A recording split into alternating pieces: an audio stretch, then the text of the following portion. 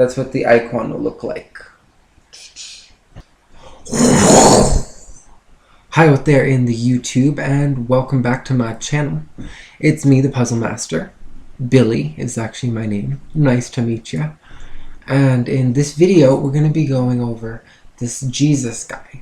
And what does everybody think about him? I really want you to leave me your feedback to what I'm going to now discuss, okay? Because do you think he was just a physical, actual person that walked the world with supernatural powers, okay?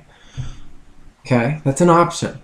Or B, do you think that there was plant and mushroom symbology with sacred meanings and the medical applications embedded in the mythologies through the language? What else was there? So he's an actual person. There's plants. It could be plants. Oh, there's astrological implications, because there's also all the stars and the heavens, and they talk all about the constellations, like Castor and Pollux, Gemini moon. So I relate to that with the duality. And they have, what else was there? So he's an actual person, okay? Or there's plant mythology, and astrology, the heavens. And then there's even sexual. A lot of people cringe at that, and they're just they can't handle that. But it's sex in Hinduism and a lot of other teachings actually say sex is sacred, and it's part of one of the sacred paths, Kama, and it shouldn't be seen as low or degrading or any of that. It's just one of the many life paths. And I think that if Jesus could have been many of those potentialities that I just mentioned, and that he could have been a person, and all of those other things that I've mentioned are integrated as well within these groups, within these ancient teachings, which really have been made available. They're totally all available to all of you. And you're free to cross-reference them as you will, and just as I have done. And, nothing's done against free will or anything. When people want to go on about Freemasons or evil organizations. I know, because I used to be kind of like that. And sorry, but free will, a lot of the, you can't say they're bad, you can't say they're good, you can't even judge them. It's not your job to judge. Really, if you think about it. And yeah, your compliance is you just fine. It just goes along with everything.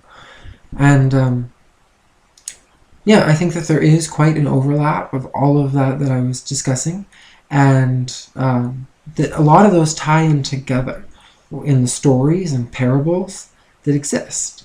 And a lot of them shouldn't, just like in astrology, studying the nakshatras and the Vedas, the mythologies, and anyone that knows Western astrology, if you're studying the mythologies that go with the 12 zodiacs and the ages and all of that goes with the astrological part, then you understand that those stories aren't to be taken at face value.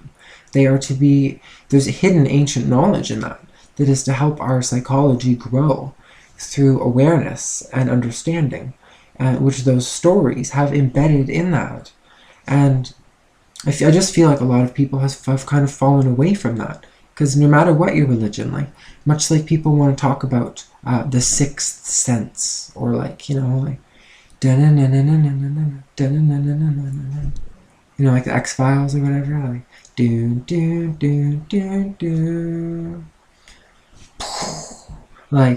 the sixth sense, everyone that has that, or connects into a religion. It doesn't matter your religion, your creed, the color of your skin, any of that. You're connecting to the same source. So it really is just the own biases within the own individual culture where that religion sprang forth or grew like a plant. The culture in that area, the soil, had different environmental conditions that would spring forth that religion. and a lot of the underlying meanings are the same. And that's what's so fascinating to me about astrology and the nakshatras. And it links to all of this, like when it comes to Jesus. Like, I'm sure lots of people have seen the Zeitgeist, and it just says Jesus was the sun. And I don't think that's all there is to it. I think that he did represent kind of the sun, meaning like the center, meaning like he's in each and every one of us, in our solar plexus, in our sun, in our heart, because that's a lot of Jesus always talks about that, like loving my neighbor and like treat others as you'd be wanted to be treated. And no matter what your religion, like if it's allowing you to fall into hate, then you're not doing your religion any justice. Like Hinduism is my personal favorite. Love Christianity too. Like, I think that a lot of things were done in Christ's name that he wouldn't have liked when it comes to the settlers and like taking of land. But they weren't really true Christians if they were breaking Christ's words, like to try to be loving and kind. And people have stolen the name. And it's just a mixed up mess out there. Like people, like, you know what I mean? Like it's bad to use labels because the labels might not even match the product. And yeah.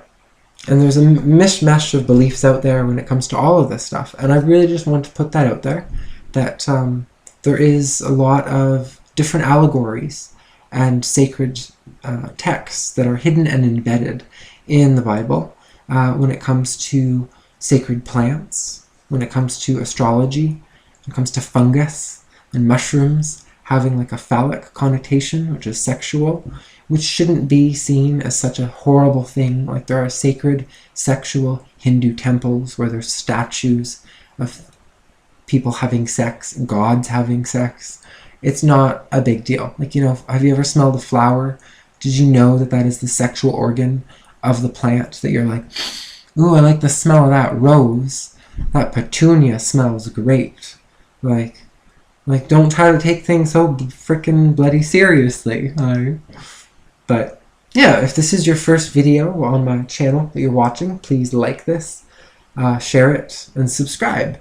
And if you've been watching if you've been on my channel for a while now, then like it anyway. Like, and share it, and don't subscribe because you're already subscribed. But much appreciated for your time, and I'll see you in future videos. Leave me your feedback. Much appreciated. Muchas gracias.